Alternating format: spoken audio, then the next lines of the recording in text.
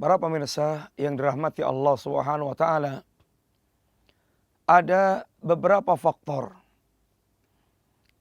yang menyebabkan seorang dia menolak kebenaran yang datang, menolak kalimat yang hak, kalimat la ilaha illallah. Di antara faktor-faktor yang sering menjadikan seorang mereka menolak kebenaran, yang pertama di antaranya adalah al-kibru. Ini sombong. Kesombongan inilah di antara yang menyebabkan seseorang kemudian sering menolak datangnya kebenaran kepada dia. Dan hakikat al-kibru adalah batalul haq. Sebagaimana disebutkan Rasulullah sallallahu alaihi wasallam, al-kibru batalul haq wa ghamtun nas. Sombong adalah seorang dia menolak kebenaran dan merendahkan manusia. Maka orang-orang Quraisy ketika mereka menolak kebenaran yang disampaikan Rasulullah sallallahu alaihi wasallam karena sombong. Sebagaimana sombongnya iblis sehingga menolak perintah Allah Subhanahu wa taala dengan mengatakan dengan kias yang batil, ana khairu minhu khalaqtani min nar wa khalaqtahu min tin. Bahwasanya saya lebih baik daripada Adam, ya Allah. Engkau ciptakan aku dari api dan engkau ciptakan Adam dari tanah. Sebagaimana Allah menggelari iblis pula, aba wastakbara wa kana minal kafirin. Iblis dia telah enggan menerima kebenaran dan dia telah menyombongkan diri. Dan dengan itu dia termasuk di antara golongan orang-orang kafir. Penyebab pertama menolak kebenaran di antaranya adalah kesombongan. Di antara sebab yang kedua menolak kebenaran karena ittiba'ul hawa, karena mengikuti hawa nafsu. Sebagaimana di antaranya pernah sahabat Ali radhiyallahu anhu mengatakan, inna akhwafa ma akhafu alaikum ittiba'ul hawa wa tulul amal. Yang sesungguhnya yang sangat aku khawatirkan menimpa kalian, yang pertama ittiba'ul hawa, mengikuti hawa nafsu.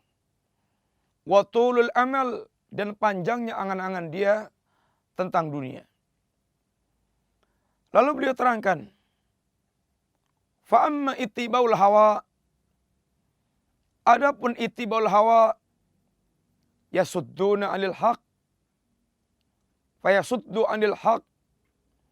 Ittiba'ul hawa akan menghalangi seorang dari kebenaran.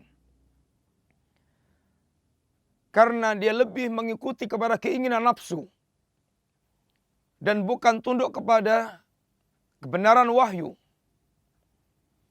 Oleh karena itulah para ulama menggelari ahlul bidah, orang-orang yang mereka beragama dengan membuat kreasi baru, bid'ah-bid'ah yang mereka adakan, yang tidak pernah diajarkan Rasulullah sallallahu alaihi wasallam. Para ulama menggelari ahlul bidah dengan ahlul ahwa, karena sungguhnya mereka tidak tunduk kepada wahyu, akan tidak lebih mengikuti kepada keinginan hawa nafsu. Seandainya mereka tunduk kepada wahyu, dia akan menjadi ahlul ittiba, bukan menjadi ahlul ahwa, dan tidak membuat bid'ah-bid'ah yang mereka inginkan. Adapun tulul amal, kata Ali, wa amma tulul amal fayansal akhirah, akan melupakan akhirat. Di antara pula yang menjadikan seorang dia menolak kebenaran adalah hubbu riyasah, kecintaan seorang kepada kepemimpinan. kecintaan seorang terhadap kepemimpinan. Sehingga ada kekhawatiran dia akan kehilangan anggota, kehilangan bawahan, kehilangan rakyat, kehilangan dukungan. Sebagaimana ketika Heraklius, kebenaran telah datang dan telah ada di depan matanya. Dan dia telah memiliki kecondongan untuk mengikuti kebenaran. Dan hatinya telah yakin itu adalah kebenaran. Akan tapi, ketika Heraklius menguji para punggawanya, dan mereka ternyata protes keras, dan ingin mencabut dukungan kepada Heraklius, maka Heraklius demi kekuasaannya, maka dia pun mengurungkan niat untuk mengikuti kebenaran yang telah ada di depan mata karena kecintaannya kepada kekuasaan. Demikian pula kecintaan kepada status sosial, ketokohan. Abu Jahal pernah ditanya oleh kawannya, "Ya Abul Hakam, mumpung kita berdua, saya akan tanya," katanya, "Muhammad sadiq am kadhib? Muhammad ini benar atau kadhib?" Maka kata Abu Jahal, "Waihak, celaka kamu. Muhammad sadiq, Muhammad jujur, Muhammad benar. Lalu kenapa kalau Muhammad benar, kemudian Anda tidak mengikutinya?" Abu Jahal terangkan di antaranya bahwasanya kami wa Bani Hashim natasabak. Kami dan Bani Hashim bersaing ketat dalam urusan status sosial. Tidak ada jabatan dimiliki oleh Bani Hashim kecuali kami memilikinya. Akan tapi seandainya sekarang dari kalangan Bani Hashim ada orang mereka menjadi nabi, lalu kami mengimaninya, kami mengikutinya, maka tentu langsung kalah. Ambisi dan kecintaan orang semisal Abu Jahal kepada ini status sosial, maka sungguh telah menghalangi Abu Jahal untuk mengikuti kebenaran yang telah nyata.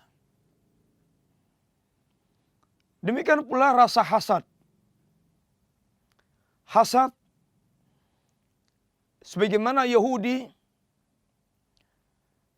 ketika mengingkari Rasulullah sallallahu alaihi wasallam kebenaran yang telah mereka kenal. Sebagaimana Allah menyebutkan tentang kenalnya Yahudi dengan benarnya Rasulullah, tentang kebenaran Rasulullah. Ya'rifunahu kama ya'rifuna abnahum. Orang-orang Yahudi mengenal Rasulullah sallallahu alaihi wasallam sebagaimana mereka mengenal anak kandungnya sendiri. Akan tapi ketika mereka mengetahui bahwa Nabi yang mereka selama ini banggakan dan akan mereka bela itu telah datang, akan tapi ternyata bukan dari kalangan Bani Israel, maka Abu Jahal, maka Bani Israel, orang-orang Yahudi, mereka mengingkari hasadan min indi anfusihim. Karena hasad yang berasal dari diri mereka. Rasa hasad yang ada dalam diri mereka. Para pemirsa yang dirahmati Allah Subhanahu wa taala. Di antara pula yang sering sekali menghalangi seorang dari mengikuti kebenaran, ini karena beralasan dengan kakek moyang. Maka ketika orang Quraisy mereka menolak ajakan Rasulullah untuk mengucapkan kalimat syahadat la ilaha illallah, alasannya adalah ma sami'na bihadza fil millatil akhirah. Kita tidak pernah mendengar agama Muhammad ini ada pada agama yang terakhir, agama kakek moyang.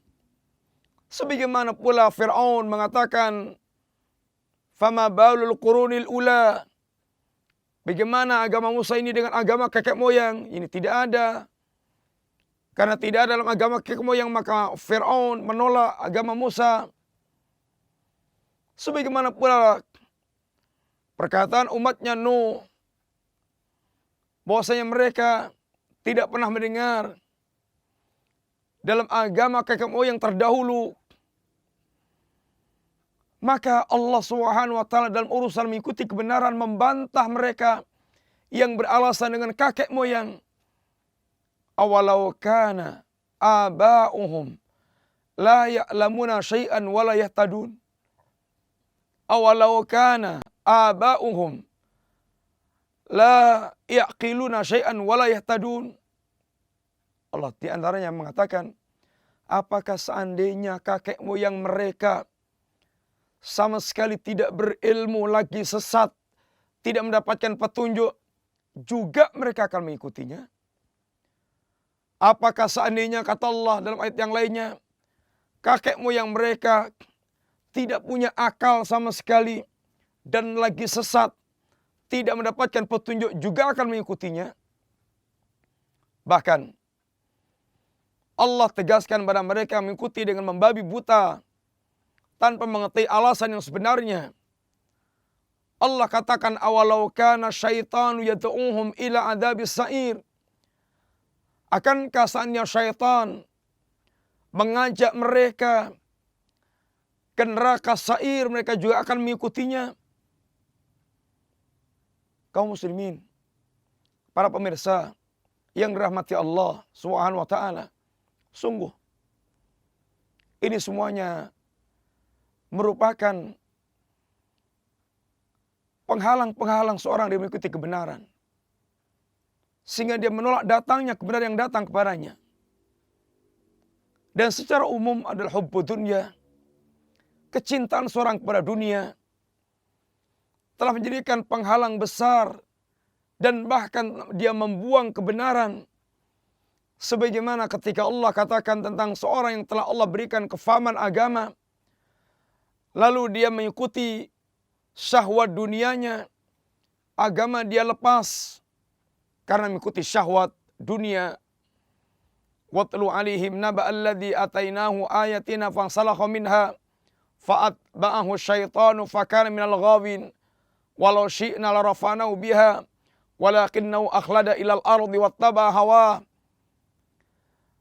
Mereka mengikuti hawa nafsu karena menuruti syahwat dunia. Dia ingin mendapatkan dunia, akhirnya dia lepas agama. Maka dikatakan Allah, orang yang rakus dengan dunia seperti ini sehingga dia melepaskan agama, famathaluhu kamathalil kalbi. Perumpamaan mereka sebagaimana perumpamaan anjing. Intahmil alaihi yalhas atau tasruku yalhas. Anda halau atau Anda biarkan tetap dia, yaitu menjulurkan lidahnya, perumpamaan yang sangat buruk. Para pemirsa yang dirahmati Allah, itulah beberapa perkara yang layak kita waspadai. Jangan sampai masuk ke dalam hati kita, sehingga kita akan menjadi orang yang menolak. Dan kita menjadi orang yang akan menolak kebenaran yang telah nyata yang datang pada kita. Mudah-mudahan Allah Subhanahu wa taala menjadikan kita di antara hamba-hamba Allah yang ketika telah mendengar yang terbaik, fayattabi'una ahsanah, lalu kita mengikuti yang terbaik dengan dasar penerimaan kita terhadap kebenaran yang sampai kepada kita. Wassallallahu ala nabiyyina Muhammadin wa ala alihi washabihi wasallam. Assalamualaikum warahmatullahi wabarakatuh.